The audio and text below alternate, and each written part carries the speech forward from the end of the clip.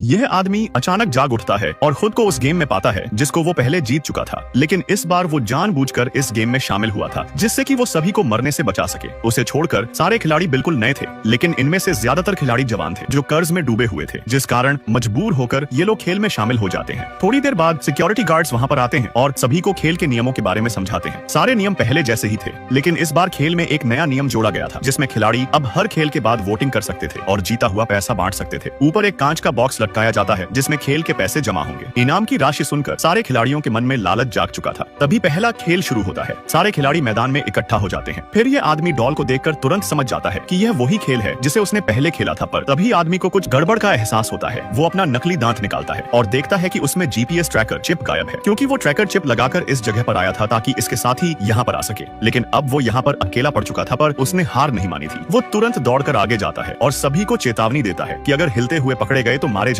लेकिन सारे खिलाड़ी इसको पागल समझ रहे थे और कोई भी इसकी बातों को सीरियस नहीं ले रहा था। वो आदमी फिर से बोलता है, जो भी हिलेगा उसे गोली मार दी जाएगी। अब खेल शुरू होता है। सभी खिलाड़ी आगे बढ़ते हैं और जैसे ही म्यूजिक बंद होता है, आदमी सबको रुकने को कहता है, पर तभी अचानक एक मधुमक्खी आकर इस लड़की पर बैठ जाती है और जैसे ही लड़की जोर से चिल्लाकर हिलती है, तभी उसे गोली मारकर खेल से बाहर कर दिया जाता है। यह देख कुछ खिलाड़ी घबरा जाते हैं और पीछे भागने लगते हैं, जिससे सभी मारे जा रहे थे। आदमी सभी को हिलने से मना कर रहा था, जितना हिलेंगे मारे जाएंगे। एक एक करके बहुत से खिलाड़ी मारे जा चुके थे। आदमी फिर से चिल्लाकर सबको हिलने से मना कर रहा था, जिससे कुछ लोग उसकी बात मानकर शांति से खड़े हो जाते हैं। तभी आदमी भागकर आगे जाता है और बोलता है कि अगर टाइम से पहले नहीं पहुंचे तो भी मारे जाओगे, इसलिए सबको एक लाइन में खड़ा होने के लिए कहता है। जो छोटे लोग हैं वो लंबे लोगों के पीछे खड़े हो जाओ, जिससे डॉल पीछे वालों को स्कैन नहीं कर सकती थी। लेकिन फिर भी कुछ खिलाड़ी खेल से बाहर हो जाते हैं। इस मौत के खेल का मालिक खेल को बड़े मजे से देख रहा था। यह आदमी मुंह ढककर बोल रहा था, क्योंकि मुंह हिलने पर भी मार दिया जाता है। काफी खिलाड़ियों ने लाल रेखा पार कर ली थी। तभी ये आदमी एक घायल खिलाड़ी को देखता है जिसके पैर पर गोली मार दी गई थी। वो खिलाड़ी मदद मांग रहा था। टाइम भी बहुत कम बचा था, लेकिन फिर भी वो आदमी उसे उठाकर लाल रेखा के अंदर आ जाता है। पर तभी अचानक उस घायल खिलाड़ी को शूट कर दिया गया था, क्योंकि वो पहले ही एलिमिनेट हो चुका था। तभी मैदान के ऊपर का दरवाजा बंद कर दिया जाता है, क्योंकि पहला खेल खत्म हो चुका था।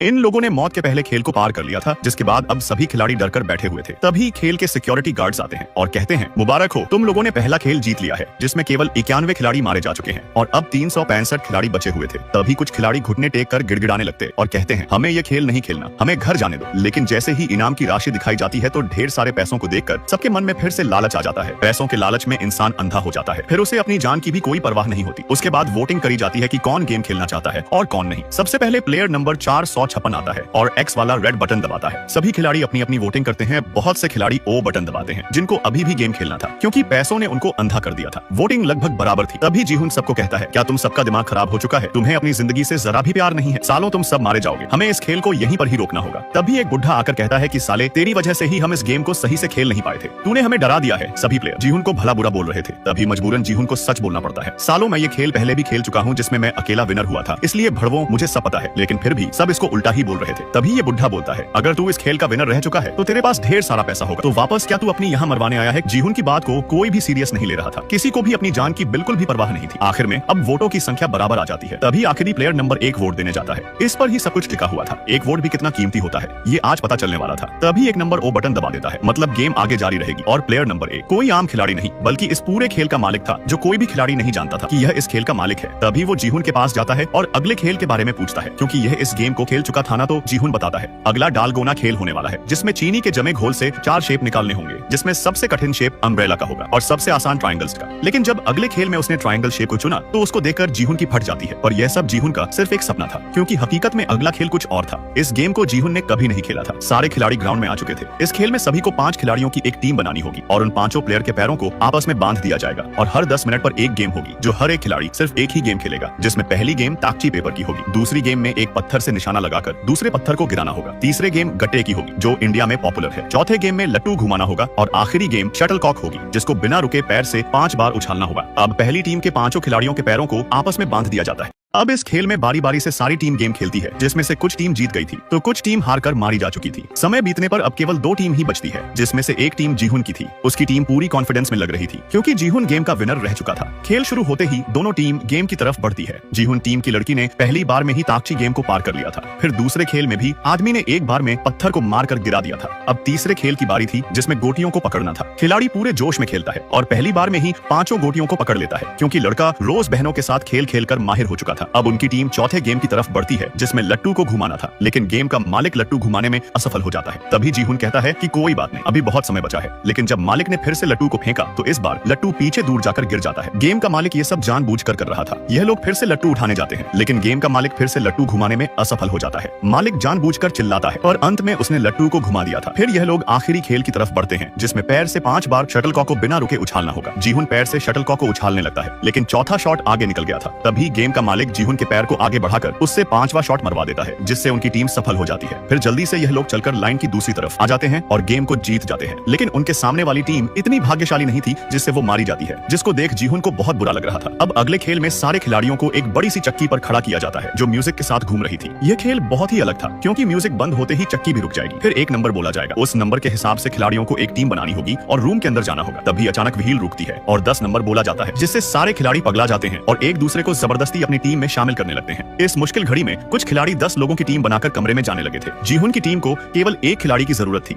इसलिए वो एक महिला को अपनी टीम में शामिल कर लेता है और तुरंत भागकर सभी एक कमरे में आ जाते हैं और दरवाजा बंद कर लेते हैं। तभी समय समाप्त हो जाता है। जो खिलाड़ी टीम नहीं बना पाए थे उन्हें मारा जा रहा था। जीहुन उनको मरते हुए देखकर दुखी हो जाता है। वही ये हरामी महिला कहती है कि तुम सब लोग सिर्फ मेरी वजह से जिंदा हो। अब फिर से व्हील घूमने लगता है। सारे खिलाड़ियों का डर और बढ़ता जा रहा था, लेकिन रैपर और उसका दोस्त मजे से नाच रहे थे। थोड़ी देर बाद फिर से चक्की रुकती है और इस बार 4 नंबर बोला जाता है। जीहुन की टीम में 5 लोग थे, जिस कारण जीहुन चारों को जाने के लिए कहता है। और तभी गेम का मालिक जीहुन से कहता है, तुम चारों जल्दी से कमरे में जाओ, मैं अपना जुगाड़ कर लूंगा। रैपर अपने टीम के एक साथी को लात मारकर बाहर निकाल देता है और चारों कमरे में चले जाते हैं। जिन्होंने टीम बना ली थी वो सब कमरे में जा रहे थे, लेकिन जीहुन कमरे में जाने से पहले खेल के मालिक को देख रहा था। बाहर अभी भी कुछ खिलाड़ी टीम बना रहे थे। समय खत्म होने वाला था, इसलिए जीहुन कमरे में चला जाता है। थोड़ी देर बाद फिर से बहुत सारे खिलाड़ी मारे जा रहे थे जो कमरे से बाहर थे। तभी सिक्योरिटी देखता है कि कमरे में सिर्फ 3 ही खिलाड़ी थे, जिस वजह से उनको भी मार दिया जाता है। थोड़ी देर बाद सारे खिलाड़ी अपने अपने कमरे से बाहर निकलते हैं। जीहुन की टीम गेम के मालिक को आवाज लगा रही थी। तभी गेम का मालिक उनके पास आता है। गेम के मालिक को जिंदा देखकर जीहुन बहुत खुश था। म्यूजिक बजते ही यह चक्की फिर से घूमकर रुक जाती है। इस बार 3 लोगों की टीम बनाने को बोला गया था, जिस कारण जीहुन अपने टीम के 3 लोगों को कमरे में जाने के लिए कहता है। फिर जीहुन और गेम का मालिक एक खिलाड़ी को ढूंढ रहे थे।